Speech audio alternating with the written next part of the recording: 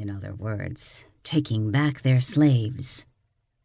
A year later, Haven had successfully absorbed the 3 lordships, making it the dominant power on the continent. Another year after that, I had decided to unite the people of the world in an attempt to bring a cessation to the endless fighting. Now that I think back on it, I was likely blinded by my own hubris. That would lead to another 10 years on the battlefield, and my eventual betrayal. Nonetheless, it was my path. Shaking the thoughts from my head, I focused back on the path in front of me. The procession continued on until the sun started to set. The undead were about 1 kilometer behind us. That allowed me to kill anything or anyone that might warn the villages and towns ahead about the marching undead army. My life sight and Helena's ability to sense heat and blood allowed us to track just about everything in 1 kilometer radius. Not to mention Alessa was going around. "Walls," Helena commented after a few hours of silence. Indeed, a fortified town lay in our path. "What's the name of the town?" I asked. She snorted. "Does it matter?" I suppose it doesn't. As I left, a red-armored body dropped from the trees nearby. "Alessa, I was wondering if you were going to come back today."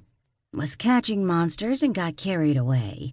My familia is positioned around the town. I figured you were going to crush it." I would have raised an eyebrow at her bloodthirstiness, but right now it was needed. If we showed even a little weakness, we would fall just like every other army of darkness before us. I would know, as I defeated a few in my time. "Good. I'll send out the divisions and surround it. Can't have any rats getting away to warn their capital of the impending threat.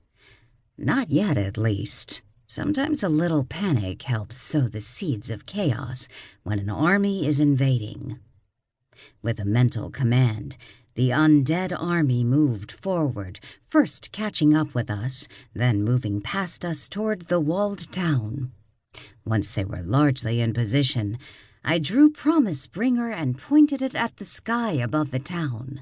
I murmured a brief chant, and a magic circle expanded over their town. Then seemingly nothing happened. Of course, that was what it was supposed to do. It blocked any sort of magical sending. A few priests had probably just gotten a nasty headache from their prayers rebounding on them. If only it stopped them from using holy magic as well.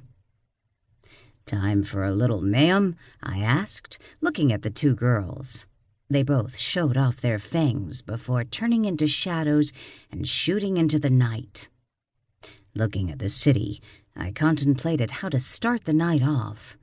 Aiming Promise at the closest gate, I focused my mana and used battering ram. A sphere of magical energy formed in front of my sword before it exploded toward the gate. In a matter of seconds, it slammed into the wooden gate and turned the structure, along with the surrounding walls, into splintered wood.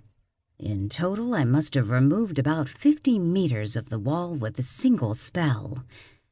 "Maybe a bit too much for a wooden wall," I mumbled with a shrug. Adjusting my aim, I began sending fireballs into the town. As Alessa had once experienced, my fireballs were much more destructive than a normal sorcerer's. They might as well be small meteors. Whatever my spells hit exploded as the projectiles burst into flames on contact. I continued my one-man artillery barrage into the night as my undead swarmed the town. Living shadows were the only indication of the vampires among our ranks as they hunted. In less than an hour, I was sure most of the living were no more. Looking up at the sky, I cast my thoughts to the gods. I hope you all are enjoying this. With a smirk, I cracked the reins of my mount and moved into the town.